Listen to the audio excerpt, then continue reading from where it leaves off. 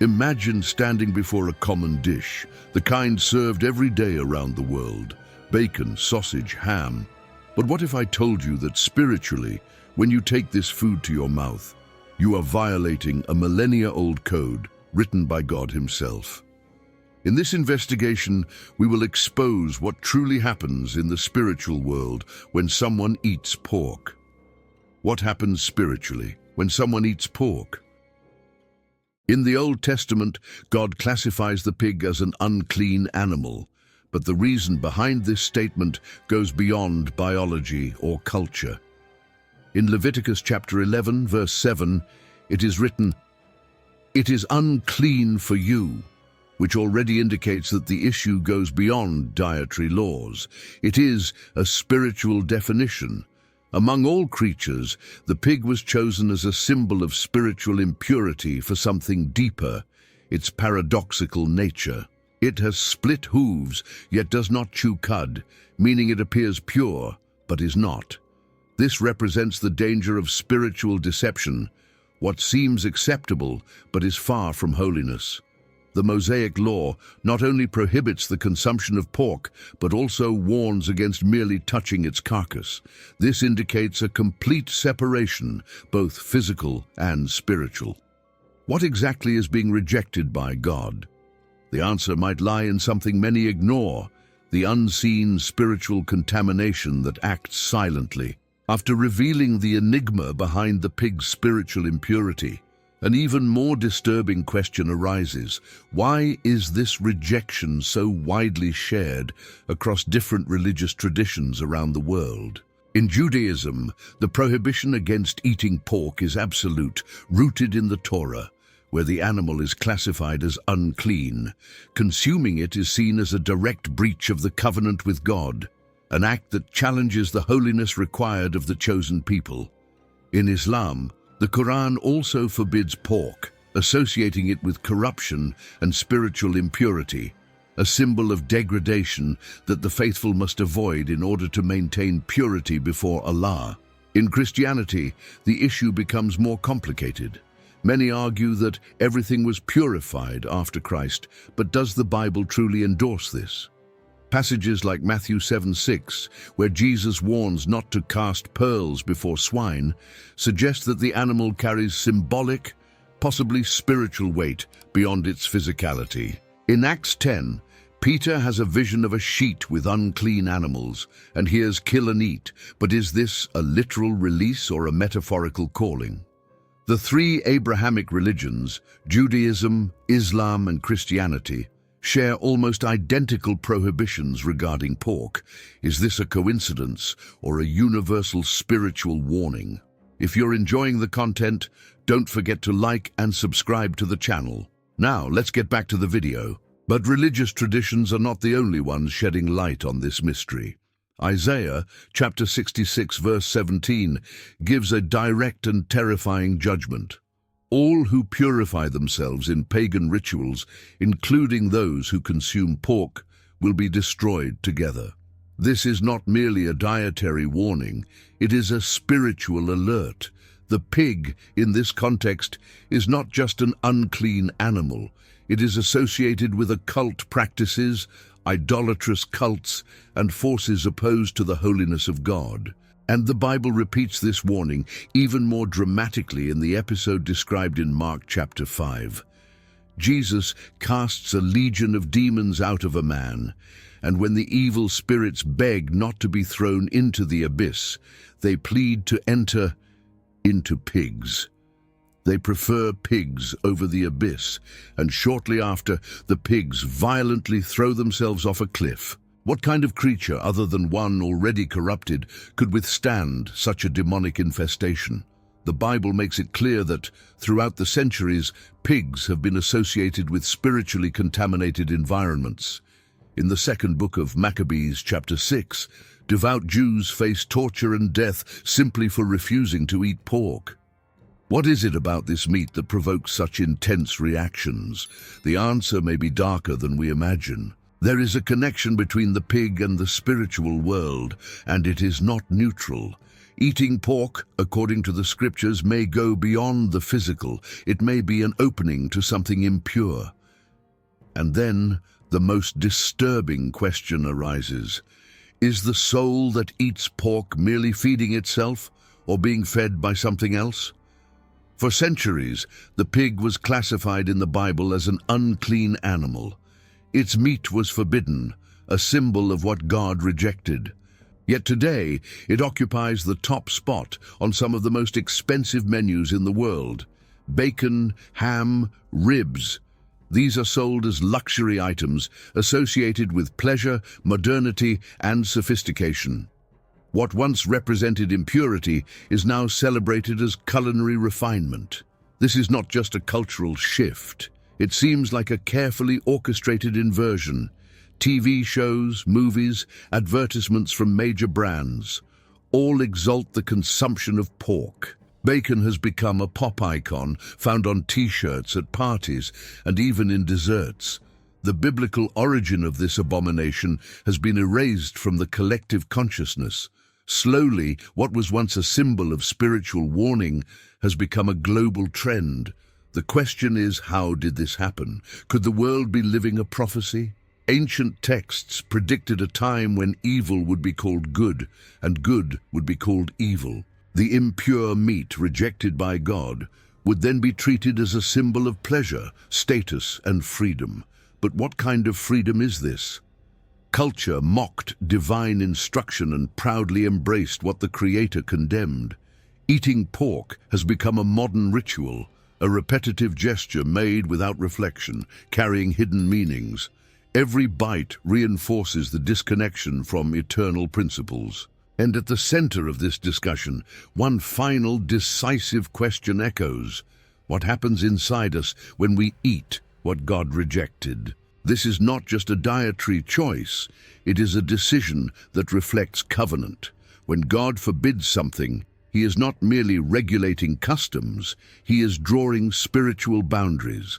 Eating pork, therefore, goes beyond taste. It touches on faithfulness. It is an act that directly confronts the covenant between man and the sacred.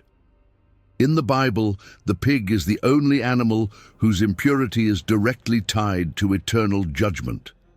Isaiah speaks of those who eat pork being consumed by fire. This is not a general warning, it is a clear sign. There is something about this animal that transcends the physical. It carries a dangerous spiritual symbolism, but what happens when you eat its flesh? There is a breach. And this breach is not visible to the eyes. It manifests in the mind, in emotions, in the spirit. A subtle yet real disconnection begins to form. Spiritual discernment weakens. Focus is lost. What seemed like just a meal can become an open door. Pork is scientifically known to carry toxins, worms, and a high risk of physical disease. But what about the diseases of the soul? Anxiety, spiritual apathy, insomnia without cause, a lack of desire to pray. Could these be symptoms of a spiritually contaminated body? Many Christians face internal spiritual crises and do not understand their origin.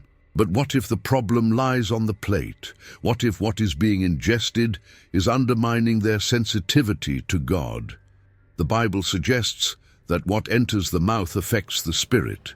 Jesus spoke of impurities that defile a person, and He wasn't only referring to words, but to everything that feeds the inner self. Could the presence of the Holy Spirit be blocked by our food choices?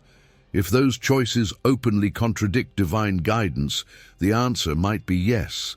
At this point, we begin to understand the pig doesn't just nourish, it contaminates. After exposing the spiritual opening caused by consuming pork, we come to a scientific fact that further deepens the mystery. The biological similarity between pigs and humans. Scientifically, pigs possess a genetic structure surprisingly similar to that of humans.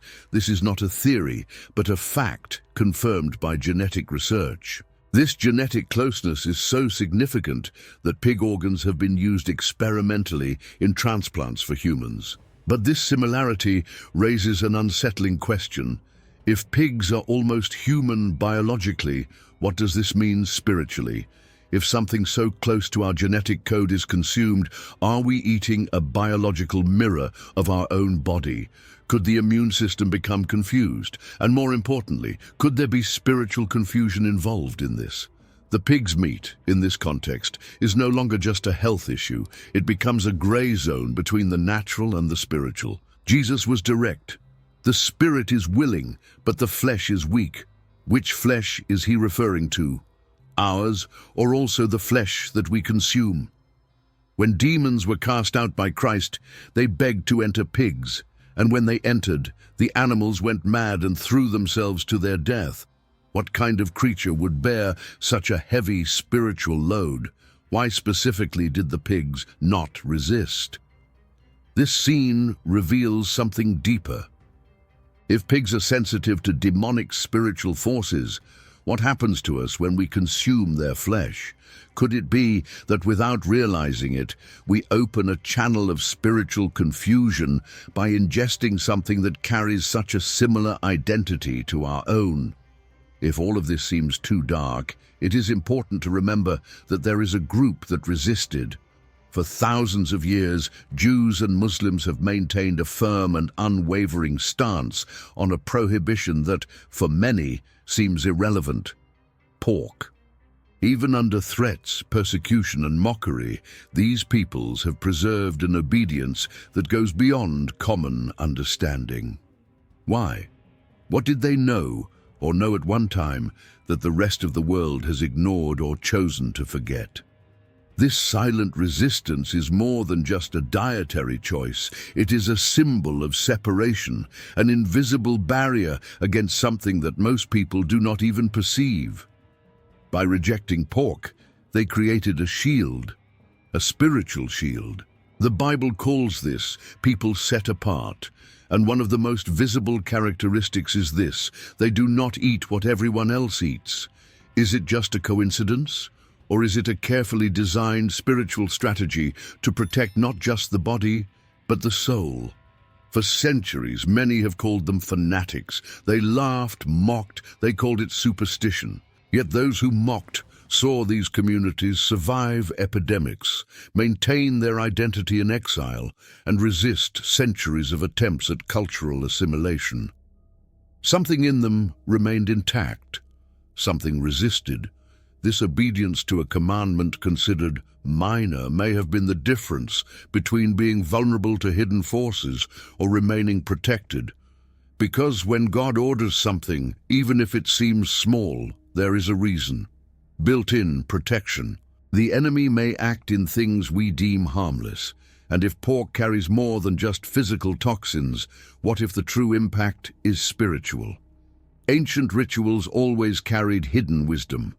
What today is called tradition may, in fact, be a form of spiritual protection left by God. Ignoring this with modern arrogance may be more dangerous than we imagine.